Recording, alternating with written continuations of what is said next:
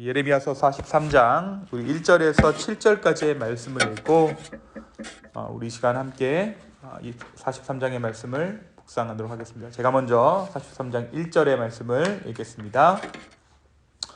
예레미야가 모든 백성에게 그들의 하나님 여호와의 말씀 곧 그들의 하나님 여호와께서 자기를 보내사 그들에게 이르신 이 모든 말씀을 말하기를 마치니 호사의 아들 아사랴와 가레의 아들 요하난과 모든 오만한 자가 예레미야에게 말하기를 너가 거짓을 말하는도다. 우리 하나님 여호와께서 너희는 애굽에 살려고 그리로 가지 말라고 너를 보내어 말하게 하지 아니하시느니라.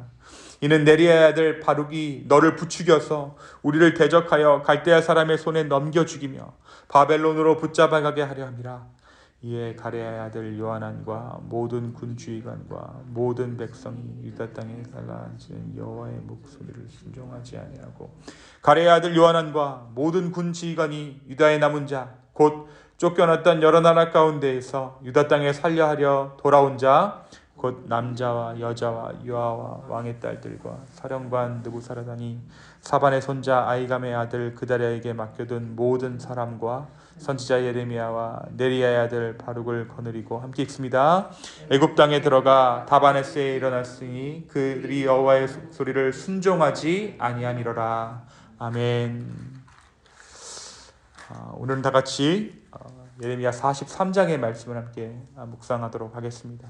우리가 어제 말씀 가운데 요한을 비롯한 유다에 남은 백성들이 예레미야 선지자를 통하여 들려진 하나님의 명령을 거부했던 사건에 대해서 함께 나누었습니다. 그리고 오늘 말씀은 이 예레미야 선지자를 통해서 들려진 하나님의 말씀, 그러니까 애굽으로 들어가지 말라는 그 하나님의 명령을 거부하고 애굽으로 이주를 강행한 사실에 대해서 오늘 말씀이 기록하고 있습니다.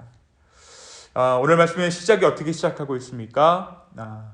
예레미야가 모든 백성에게 그들의 하나님 여호와의 말씀, 자기를 보내사 그들에게 이르신 이 모든 말씀을 말하기를 마치니라고 시작하고 있어요. 예레미야 선지자가 백성에게 말하기를 마쳤다라고 하는 것은 어제 우리가 묵상했던 42장의 내용을 배경으로 하고 있습니다. 그 모든 말씀을 이야기하고 있어요. 마침내 예루살렘이 바벨론 군대에 의해서 함락되고 많은 사람들이 끌려가고 난 후에 남은 사람들인 요하난을 비롯하여 유다의 높고 낮은 사람들이 예레미야 선지자를 찾아와서 자신들이 어떻게 이제 살아야 하느냐고 물었죠. 그리고 하나님께 기도를 드려주시기를 간구했습니다. 그리고 하나님께서 응답해 주시면 그것이 좋아 보이든 그렇지 않든 무조건 우리가 순종하겠다라고 결단하는 이스라엘 백성들을 보았어요. 그리고 열흘이 지난 후에 하나님께서 예레미야 선지자를 통해서 말씀하십니다. 그 말씀이 어떤 내용이었습니까? 하나님께서는 유다 백성들에게 지금까지 살아왔던 땅을 떠나지 말라고 말씀하세요. 그러니까 유다 땅에 머물러 있어라. 유다 땅에 머물러 있다는 것은 어떤 것을 의미합니까? 바벨론과 함께해라. 바벨론의 다스림 가운데 너희가 있어도 좋다라고 말씀하셨던 것이죠. 그것은 하나님께서 자기 백성들을 책임지실 것이며 포로로 끌려갔던 사람들도 돌아오겠다라는 약속이었습니다. 그리고 실제로 이 바벨론의 통치는 그렇게 오래 가지 못해요. 그리고 70년 후에는 이 모든 포로들이 돌아오기에 이릅니다. 그 70년이 어떠한 기간입니까? 누군가 보기에는 바벨론의 통치 기간이라고 볼 수 있겠지만 그 70년은 하나님께서 이스라엘을 회복시키셨던 기간이에요. 징계가 아니라 회복이었습니다. 그렇기 때문에 하나님은 기간을 정해두시고 그 땅 가운데 머물러 있으라고 말씀하신 것이죠. 그러나 이들은 예레미야의 말을 듣지 않아요. 그래서 이 징계를 피하고자 하나님께서 주시는 그 회복이 아니라 징계를 피하고자 자기 살 길을 찾아 지금 애굽으로 들어가려고 하는 것입니다. 하나님의 음성을 듣지 않고 자기 스스로 자기 살 길을 지금 찾고 있는 것이죠. 결국 그들은 예레미야를 거짓을 말하는 선지자로 모함합니다. 그리고 이스라엘에 남아있는 모든 자들과 예레미야까지 끌고 애굽으로 들어가요. 예레미야까지 이제 이 대열에 합류시켜서 애굽으로 들어갑니다. 그리고 그들은 애굽의 다바네스라는 곳에 이릅니다. 그런데 그곳에서 하나님의 음성이 예레미야를 통해 임하게 돼요. 8절에 보니까 다바나스에서 여호와의 말씀이 예레미야에게 임하여 이르시되. 우리가 죄라는 것이 우리의 삶 가운데 드러났을 때 우리는 도망가고 싶어 합니다. 숨고 싶어 해요. 모면하고 싶어 해요. 그래서 어떻게 합니까? 교회에 조금 등을 돌린다거나 나름대로 기도를 하지 않는다거나 나름대로의 방법을 통해서 이것들을 조금 모면해 보려고 몸부림을 치죠. 그러나 하나님은 어떻게 하시는 분이십니까? 끝까지 찾아가세요. 요나에게도 그러셨고 오늘 말씀 예레미야와 함께하는 이스라엘 백성들 가운데 그렇습니다. 그것은 하나님께서 그들을 끝까지 찾아가서 징계하시겠다는 의미가 아니라 끝까지 찾아가서 책임지시겠다는 의미예요. 하나님과의 함께하는 그 관계 가운데 그들의 회복이 있기 때문에 그들의 인생 가운데 해결됨이 있기 때문에 하나님은 끝까지 그들을 추적하시는 것입니다. 시편의 말씀 가운데 여호와의 축복이 정녕 나를 따르리니 라는 말씀이 있죠. 여기서 정녕 나를 따르리니는 하나님의 축복이 나를 추적한다는 의미예요. 그런데 그 축복은 때로는 징계라는 모습으로 우리의 삶 가운데 다가오게 됩니다. 하나님께서 그들에게 그렇게 말씀하셨던 이유는 비록 지금 그들의 눈에 애굽이 바벨론을 대적할 수 있는 힘을 가진 것처럼 보일지라도 애굽은 신뢰의 대상이 아니기 때문입니다.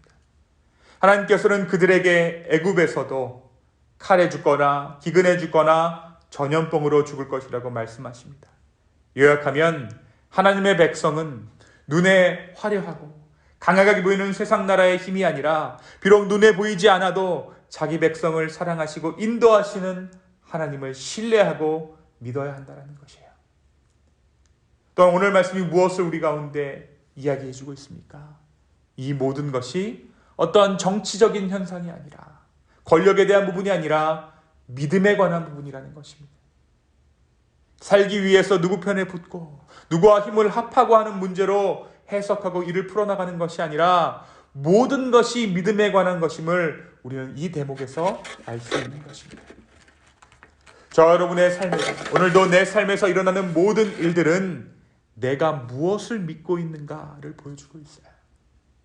내가 하는 선택 가운데 나의 말 한마디 한마디 가운데 나의 행실 하나하나 가운데 사실 나는 나의 믿음의 대상을 보이게 된다는 거예요. 이 모든 것이 내가 무엇을 믿고 있는가를 보여주고 있습니다.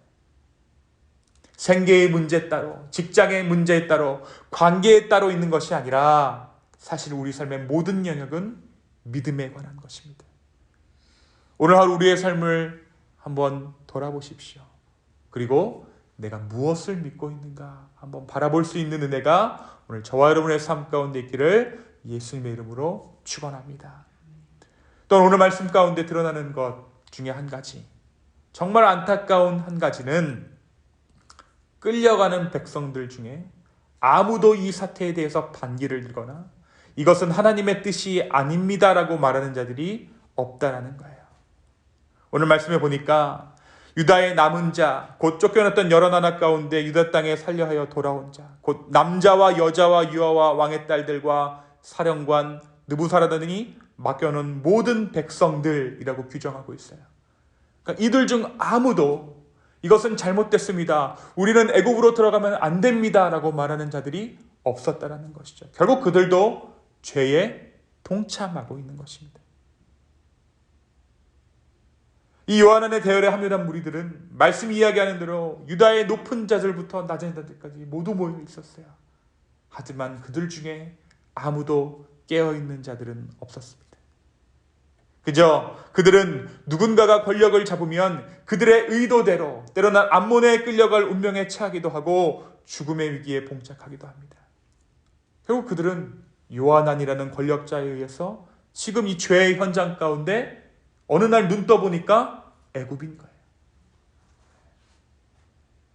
사랑하는 성도 여러분, 오늘 이 아침에 이 기도하는 시간이 우리를 죄로 끌려가는 시간으로부터 자유하게 될 줄로 믿습니다. 우리가 왜 기도합니까?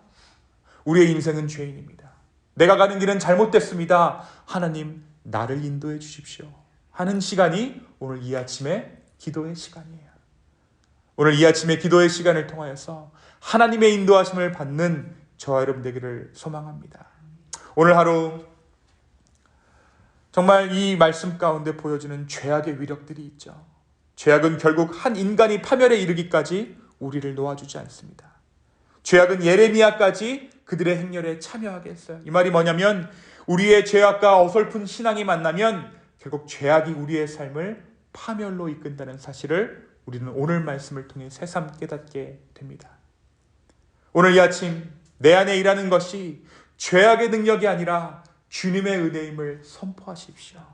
그리고 오늘 마침내 이 다바네스에서 애굽에서까지 하나님께서 예레미야를 통해 말씀하셨던 것처럼 죄된 우리의 인생 가운데 하나님께서 말씀하실 때 기꺼이 순종하는 불순종의 마음들을 돌이켜서 주님의 길로 행할 수 있는 용기를 허락해달라고 간구하는 이 아침 되기를 예수 그리스도의 이름으로 축원합니다. 이 시간 함께 기도하겠습니다. 주님, 오늘 이 아침에 이 예레미야 43장의 말씀을 통하여서 우리에게 말씀해 주시니 감사합니다. 하나님 아버지, 이 아침에 우리 첫 시간을 아버지 앞에 올려드립니다. 주님, 이 시간을 통하여서 하나님, 우리의 뜻이 아니라 하나님의 방향대로, 하나님의 뜻대로 우리의 인생을 인도하여 주십시오. 우리의 인생은 정말 잘못된 길로 갈 수밖에 없지만 오늘 이 아침 하나님께 우리의 삶을 드리며 우리의 마음을 드리며 다시 한번 주의 뜻을 구합니다. 주여, 우리의 기도 가운데 응답하여 주시고 주여, 우리를 주님께서 인도하여 주시옵소서. 감사합니다. 이 모든 말씀 살아서 역사하시는 예수님의 이름으로 기도하였습니다. 아멘.